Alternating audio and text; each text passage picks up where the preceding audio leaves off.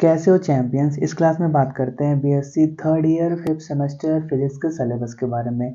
तो देखो यार, फर्स्ट ईयर सेकेंड ईयर के अंदर हमने फिजिक्स का एक एक पेपर दिया था, लेकिन थर्ड ईयर के अंदर फिफ्थ सेमेस्टर सिक्स सेमेस्टर दोनों के अंदर आपको फिजिक्स के दो पेपर देने पड़ेंगे, पेपर 1 और पेपर 2 दोनों ही कंपलसरी हैं। ठीक है, सबको ही देना है। जो प्रैक्टिकल होता है वो पेपर 3 के नाम से इस बार अलग से रहने वाला है। ठीक है, तो आप भी जानते हो जब से एनईपी लागू हुआ है यूपी के सभी यूनिवर्सिटी या कॉलेज का सिलेबस सेम हो गया है। ठीक है, तो आप कहीं पर भी पढ़ो, किसी भी कॉलेज से पढ़ो, अगर आप यूपी के अंदर हो तो आपको इसी सिलेबस की पढ़ाई करनी है। ठीक है, जिसको department of higher education UP government Lucknow ने तैयार किया है। ठीक है, चलिए स्टार्ट करते हैं। तो देखो, जैसा फर्स्ट ईयर और सेकेंड ईयर के सिलेबस में लिखा रहता है वही सभी बातें लिखी गई हैं स्टार्टिंग में। Year third semester fifth. ठीक है, सब्जेक्ट कोड क्या है, ये है सब्जेक्ट कोड। जैसे सब जैसे जैसे क्या बोलते, सॉरी, कोर्स कोड लिखा हुआ है। जैसे जैसे सब्जेक्ट कोड होता है वैसे ही कोर्स कोड होता है। ठीक है, तो देखो पहले हम बात करने वाले हैं क्लासिकल एंड स्टैटिकल मैकेनिक्स के बारे में। ठीक है, पेपर 1 जो होता है हमारा क्लासिकल एंड स्टैटिकल मैकेनिक्स के नाम से होता है। ठीक है, इसके कुछ आउटकम्स हैं कि ये कोर्स पढ़ने से क्या रिजल्ट निकलेगा। इसको आप पढ़ भी सकते हो या नहीं भी पढ़ोगे तो कोई बड़ी बात नहीं है, टीचर आपको अच्छे से क्लास में इसके बारे में समझाता है कि पेपर 1 का जो सिलेबस है वो क्या हमको सिखाता है। ठीक है, हम स्टार्ट करते हैं अपने सिलेबस को। तो देखो, इसके अंदर क्या करना है, हमको अलग अलग चैप्टर्स पढ़ने हैं। तो पहले हम बात करते हैं इंट्रोडक्शन टू क्लासिकल मैकेनिक्स के बारे में। ठीक है, तो देखो ये जो हमारे पास पहला पेपर था जिसका, एक सेकेंड, जिसका टाइटल क्या है हमारे पास, देख लिया जाए, क्लासिकल एंड स्टैटिकल मैकेनिक्स। तो पहले हम क्लासिकल मैकेनिक्स के बारे में देख लेते हैं, फिर स्टैटिकल मैकेनिक्स के बारे में देख लेते हैं। ठीक है, सिलेबस थोड़ा सा लेंथी था इसलिए दो छोटे छोटे पार्ट्स में डिवाइड कर दिया गया है, लेकिन ये दोनों मिला के ही पेपर 1 होने वाला है। पेपर 1 के अंदर क्लासिकल और स्टैटिकल मैकेनिक्स दोनों से क्वेश्चन पूछे जाते हैं।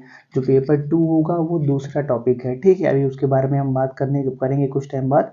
फिलहाल इसको देखते हैं। तो पहले क्लासिकल मैकेनिक्स के अंदर पहला यूनिट देखेंगे कंस्ट्रेंट मोशन के नाम से, जिसके अंदर हम कंस्ट्रेंट के definition, classification and example, degree of freedom and configurational space, फिर constraint system, forces of constraint and constraint motion, generalised coordinates, transformation equation and generalised notation and relation, principle of virtual work and d'Alembert's principle देखेंगे।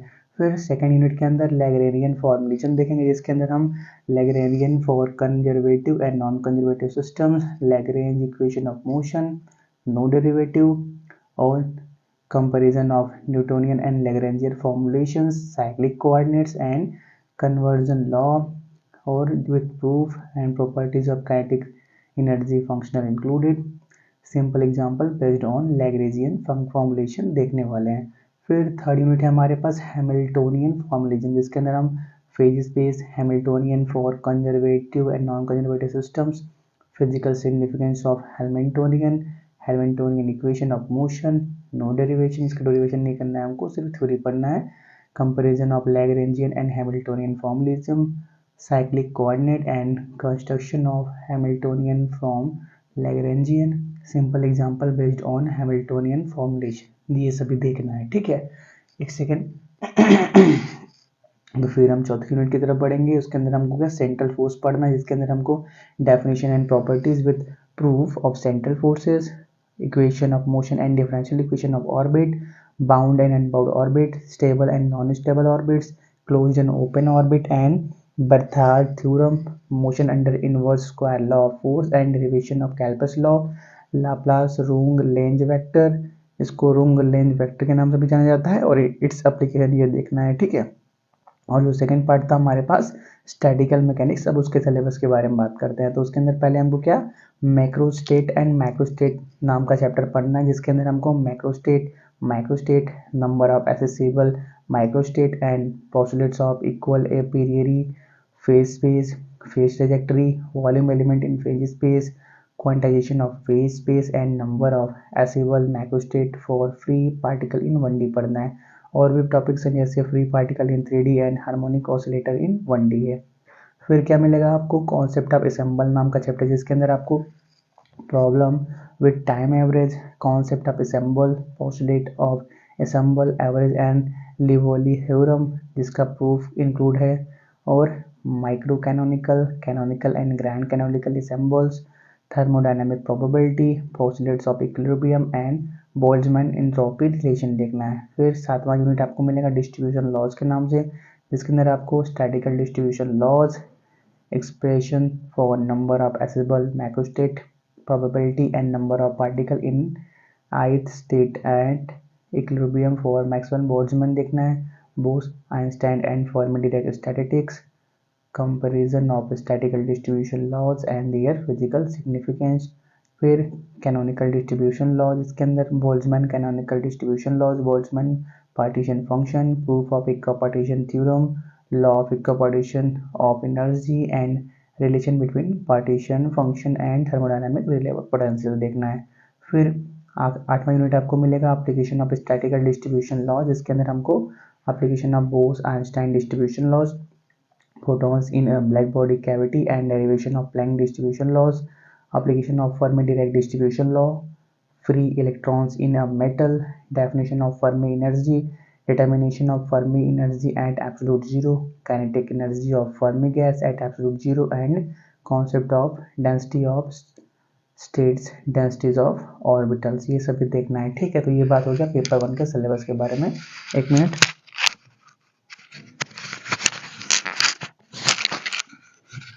हाँ तो continue करते हैं। तो देखो paper 1 के ऊपर कुछ किताबें दी गई हैं जिसको आप परचेज अगर कर सकते हो, आपके मार्केट में अगर अवेलेबल है तो आप देख सकते हो। ठीक है, देखो उन्होंने ये भी बोल रखा है कि जो भी कॉलेज यूनिवर्सिटी में बुक अवेलेबल है उसको आप तो देखो ही देखो, लेकिन अगर आप किसी पर्टिकुलर टॉपिक के लिए अदर किताब चाहते हो तो आप इन किताब को कर सकते हो। ठीक है, फॉलो कर सकते हो। चलो हम आगे बढ़ते हैं। देखो लास्ट में लिखा भी गया है वही, जो भी इंडिविजुअली यूनिवर्सिटी के अंदर बुक चल रही है आप उसको भी कंटिन्यू कर सकते हो। ठीक है, तो बात करते हैं पेपर 2 के बारे में। उसका टाइटल क्या है, क्वांटम मैकेनिक्स एंड स्पेक्ट्रोस्कोपी। ठीक है, पेपर 1 अलग से एग्जाम होगा, पेपर 2 अलग से एग्जाम होगा, दोनों थ्योरी पेपर है। ठीक है, तो पहले वही कोर्स आउटकम। अब क्या करते हैं, हम पहले पार्ट के बारे में बात करते हैं, इंट्रोडक्शन टू क्वांटम मैकेनिक्स। ठीक है, तो क्वांटम मैकेनिक्स के अंदर पहला चैप्टर आपको मिलेगा ऑपरेटर फॉर्मुलिज्म, जिसके अंदर आपको operators, review of matrix algebra, definition of an operator, special operators, operator algebra and operators corresponding to various physical dynamical variables देखना है। फिर क्या, कम्यूटेटर्स देखना है, इसका definition, commutator algebra and commutator relations among position, linear momentum and angular momentum and energy and time, simple problem based on communication relation देखना है। ठीक है, सॉरी।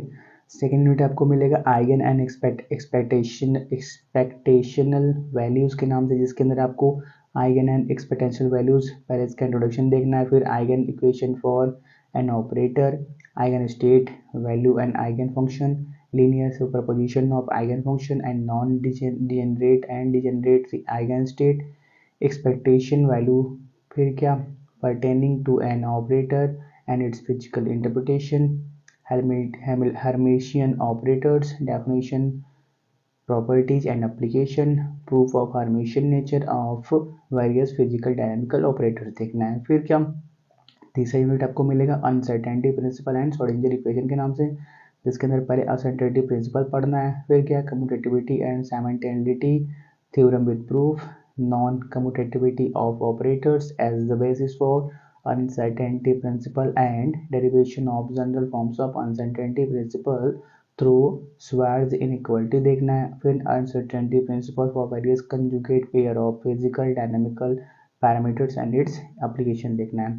और भी है श्रोडिंगर इक्वेशन, इसके अंदर आपको derivation of time independent and time dependent forms, Schrodinger equation as an eigen equation, derivation and interpretation of equation of continuity in Schrodinger representation and equation of motion of an operator in Schrodinger representation देखना है।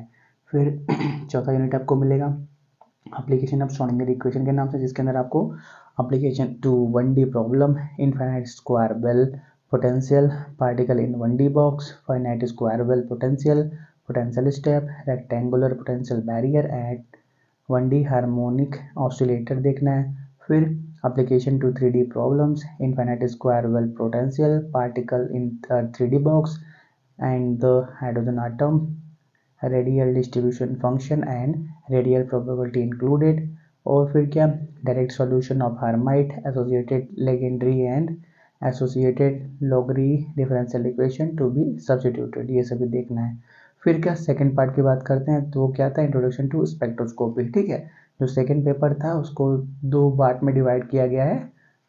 Paper तो साथ में ही होगा, बस थोड़ा सा syllabus लेंदी है, तो 2 अलग अलग पार्ट में डिवाइड किया गया है। पेपर सेकंड पेपर के अंदर ये दोनों टॉपिक से क्वेश्चन पूछे जाते हैं, जैसा फर्स्ट पेपर के अंदर था वैसा सेकंड के अंदर भी है। ठीक है, तो पार्ट बी क्या, इंट्रोडक्शन टू स्पेक्ट्रोस्कोपी। पर तो इसके अंदर पहले आपको क्या मिलेगा, वेक्टर एटॉमिक मॉडल। तो पहले केस में क्या देखेंगे हम, inadequacies of Bohr and Bohr Sommerfeld atomic model with respect to spectrum of hydrogen atom, fine spectrum of hydrogen alpha line, modification due to finite mass of nucleus and deuterium neutron spectrum, vector atomic model. फिर क्या, physical and geometrical interpretation of various quantum numbers for single and many valence electron system, LS and JJ couplings। फिर spectroscopic notation for energy states, selection rules for transition of electrons and intensity rule for spectrum lines, fine structure of hydrogen alpha line on the basis of vector atomic model। फिर आपको देखना है 6वां unit, spectra of alkali and alkaline element, spectra of alkali elements, scaling constant for sp, da and df orbitals, Sharp principle, diffuse and fundamental series, doublet structure of spectra and fine structure of sodium line, spectra of alkali elements, singlet and triplet structure of spectra। फिर 7वां unit आपको मिलेगा x ray and x ray spectra के नाम से। इसके अंदर आपको nature and production continuous x-ray spectrum, फिर क्या, ड्यूनी हंट्स लॉ, फिर characteristics x-ray spectrum and Moseley law, fine structure of characteristic x-ray spectrum and x-ray absorption spectrum देखना है। फिर आपको मिलेगा molecular spectrum, discrete set of energy of molecule, electronic vibrational and rotational energies. ठीक है, फिर क्या देखना है, quantisation of vibrational energies, transition rules and pure vibrational spectra, quantization of rotational energies, transition rules, pure rotational spectra and determination of internuclear distance। फिर rotational के अंदर क्या देखना है, rotational vibrational spectra, transition rules, fundamental bond and hot bond, OPQRS branches. ठीक है, तो इसी के साथ सेकंड पेपर का सिलेबस भी कंप्लीट होता है। उसके ऊपर कुछ किताब दी गई हैं, अगर आपके एरिया में ये किताब भी अवेलेबल है तो आप इसको पढ़ सकते हो, अदरवाइज जो भी कॉलेज यूनिवर्सिटी में बुक चल रही है वो बेस्ट है। ठीक है, बात करते हैं थर्ड पेपर के बारे में, जो प्रैक्टिकल होता है उसका टाइटल क्या है, demonstrative aspect of optics and lasers. ठीक है, तो इसके अंदर इतने एक्सपेरिमेंट होने वाले हैं, आप इनको देख लो, या तो क्लास में ही हो जाते हैं, मतलब कॉलेज पे ही। फ्रेजनल बायप्रिज्म के ऊपर इतने एक्सपेरिमेंट करने हैं, न्यूटन्स रिंग के ऊपर एक करने हैं, और प्लेन डिफ्रैक्टर एंड ग्रेटिंग के ऊपर करना है, स्पेक्ट्रोमीटर के ऊपर करना है, पोलरीमीटर के ऊपर करना है, और क्या, सिंगल स्लिट लेजर एक्सपेरिमेंट करना है। ठीक है, इसके ऊपर भी कुछ किताब दी गई हैं, अगर ये आपके कॉलेज में अवेलेबल है तो आप इसको कवर कर सकते हो। ठीक है, तो इसी के साथ ये पूरा सिलेबस पूरा होता है। तब तक के लिए thanks for watching, have a nice day.